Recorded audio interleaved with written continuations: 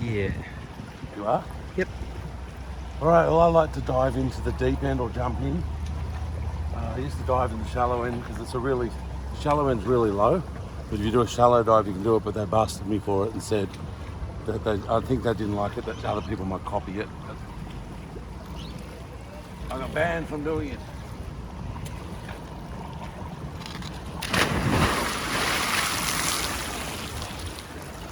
Cannonball! Woo!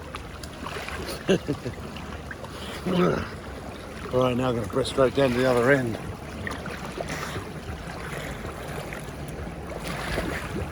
Oh, the temperature's a delight, man. Yeah. Do you reckon the usual 28? Yeah, I guess it is. I don't know, it feels nice and cool, but not cold. Yeah. Yeah, that's right. It's just bang on right.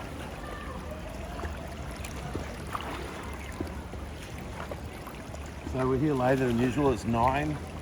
Normally here we're at 7.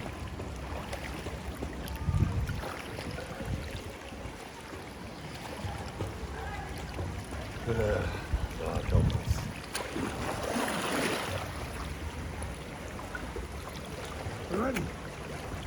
So I guess I'll just do some walksies and breaststroke. Sam's been sick. Can't swim. Still sick today, are you, Sammy? Yeah. It's no good.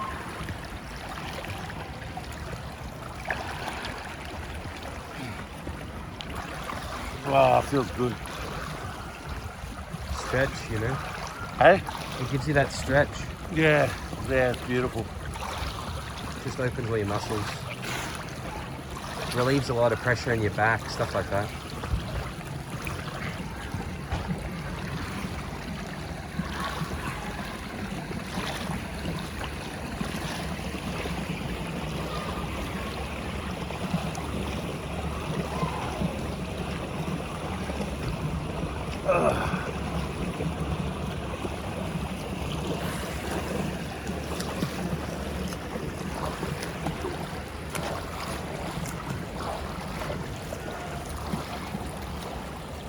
The only one downside of this pool Yeah. is they've got it so that when you swim like I'm now, you're swimming into the sun.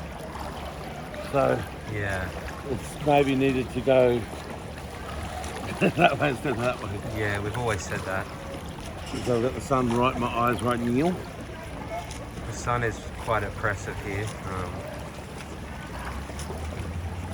You really can't spend too long in it. No. Yes, sunburn.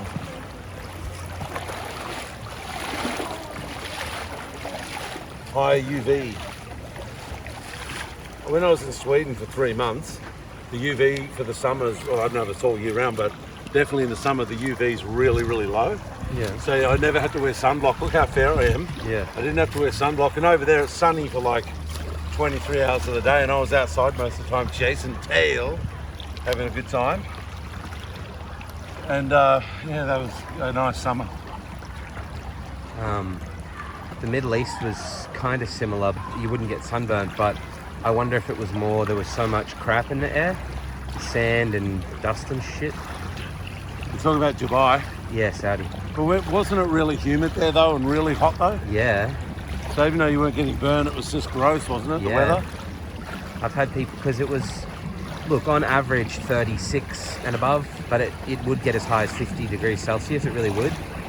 And people would say, oh, but at least it was a dry heat in the desert, right? But no, it was really yuck, humid. Wow. You know what Sweden was like? It was actually just like today. Every day was like 19, 20 degrees, a nice cool breeze with it as well, kind of thing. Oh, wow. No clouds in the sky. And it's pretty much like that for 3 months. It really is. Their summer is really heaven. Yeah. It's famous all over the world, the Swedish summer. Apparently in Denmark the summer's really nice too, which they're very close to Sweden, so it makes sense. Yeah. Because I was just watching a YouTube video last night about summertime in Denmark, and they were saying how famous the summertime in Denmark is as well around Europe. Yeah. So yeah. Yeah, it was a great summer, that summer I spent there.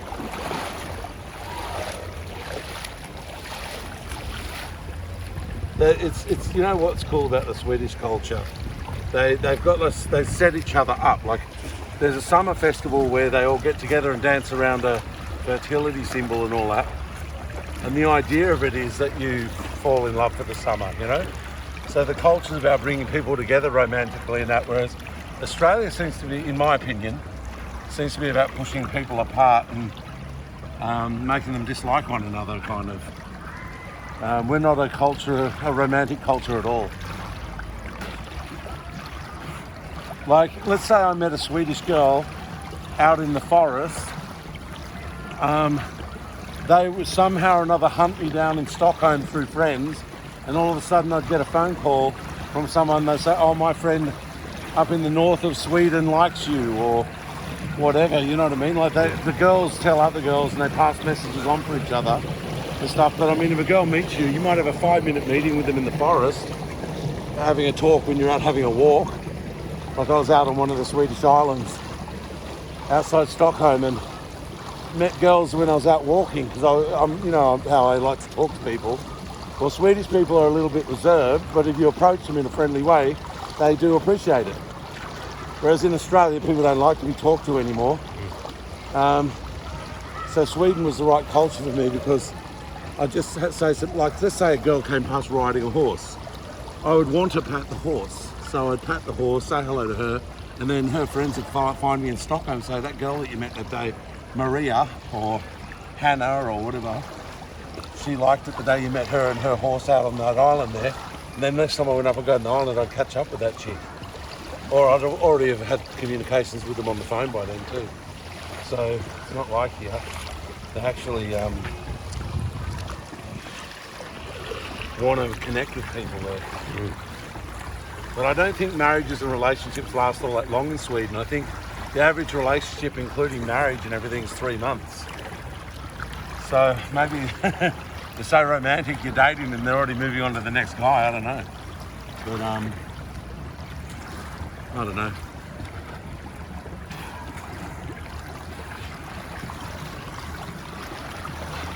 You know, and then you meet dads and they say, oh, I must introduce you to my daughter. Stuff like that. Whereas in Australia, the whole joke in America is, oh, stay away from my daughter, I've got a shotgun and I'm a boxing champ. I'll box his head, any guy that comes here dating my daughter, I will let him know that I'll kill him and all this. And over in Sweden, they want to introduce you to their daughter. And then the Swedish dudes with daughters want to take you out hunting or fishing and that.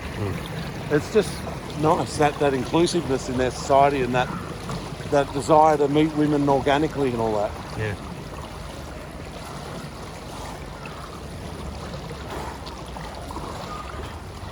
But it could be different now. I mean, last time a guy I know went to Sweden, he reckons it was hard to talk to people because they've got headphones in and they're looking at their social media all the time, everywhere they go, and they can't be interrupted, you know, they don't want to be interrupted. So maybe that culture's closed off to all that stuff too. But they still have a Midsummer Festival, the Romance Festival. So, but the other thing they did in Sweden that was really good too, Sammy, is they have different, when you live in a neighbourhood, your rates also go towards neighbourhood parties, and they happen very frequently. Like when I was there, it was Crayfish Festival, and everybody in the neighbourhood, I was living in a suburb called Stureby, or Stureby, I don't know how to say it properly, I never could.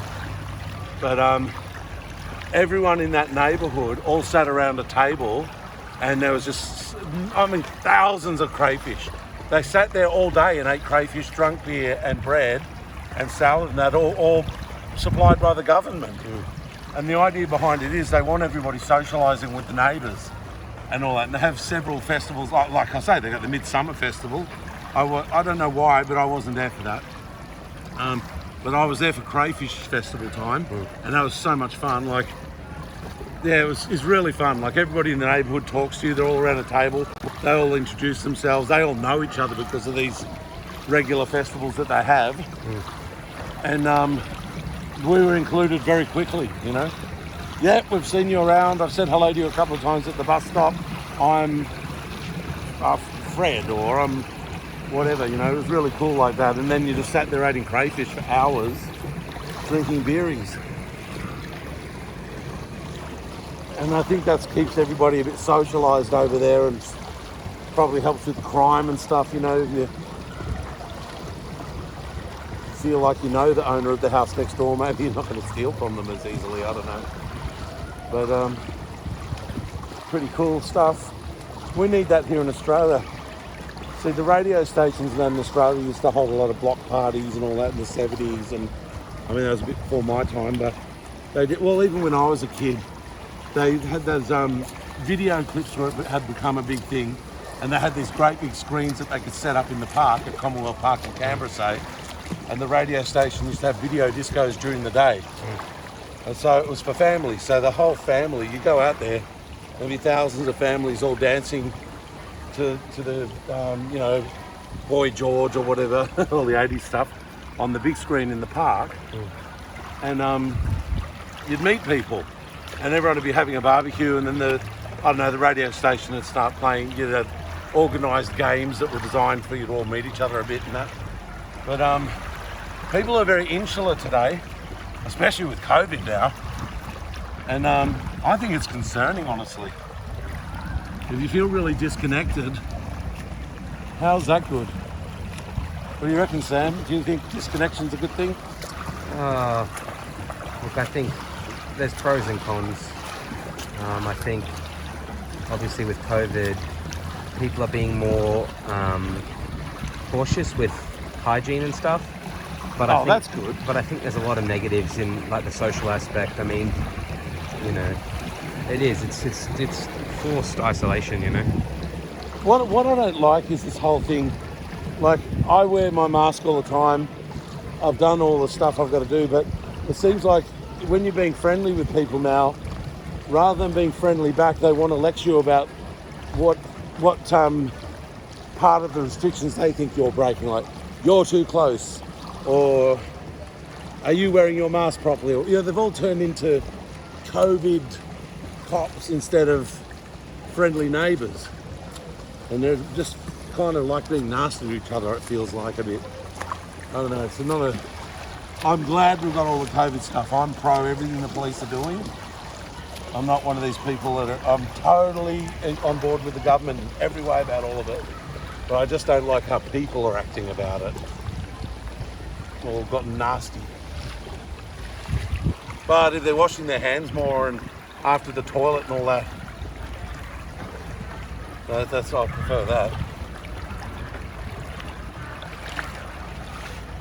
I'm not surprised at all that there's diseases going around with everybody taking their phones into the toilet and then walking straight out into the kitchen using their telephone to find a recipe or while they're cooking. Because everybody watches YouTube on the toilet now, I think. So yeah, you're probably watching this on the toilet right now, for those of you at home.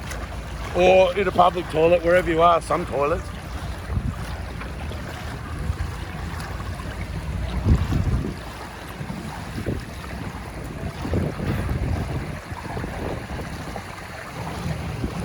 I'm enjoying this today. That's already 14, so. You're calling it off now, man? Just for now, we'll get some more with the mask. Alrighty.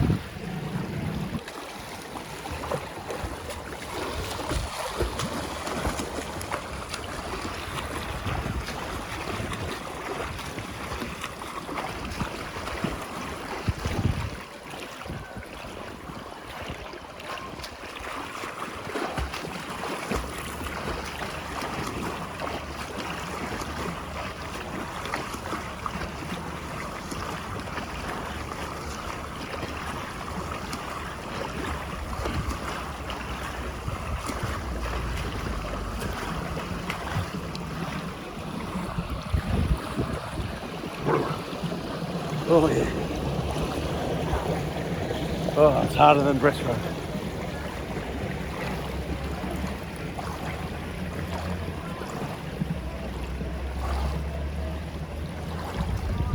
Because I'm bigger, it feels like you're doing a set of weights, not swimming and doing cardio. And by the end of the lap, all my muscles are exploding and like at the end of a set of weights, saying stop.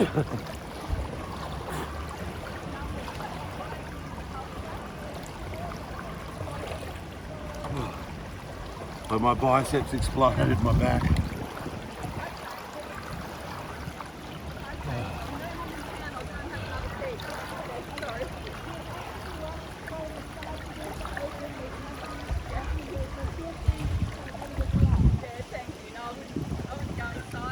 So I don't necessarily always just go straight into the next one. Sometimes I actually still need to catch my breath. Yeah. But I'll try it today. I'll just go straight in because you're shooting, right?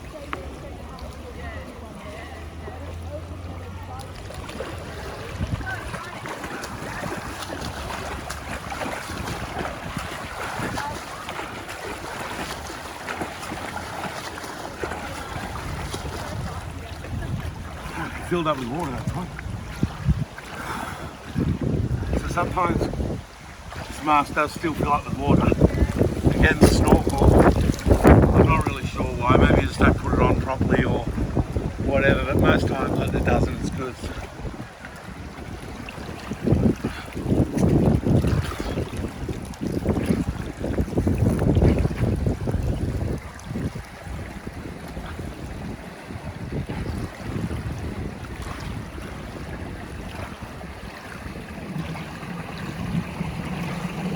I was turning around here because there's so much noise there. It'll ruin the camera footage.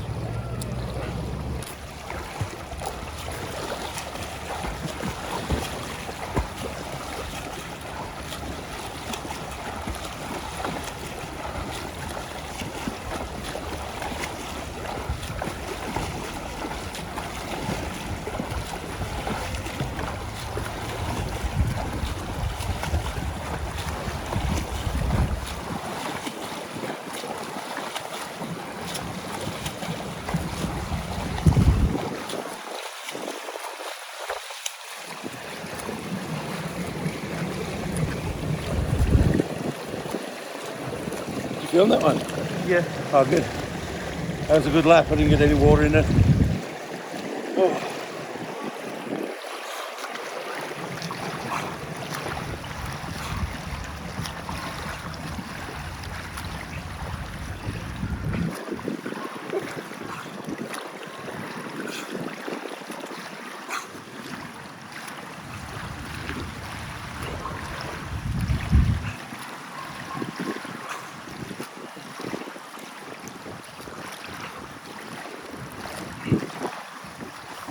The temperature's amazing now. Oh.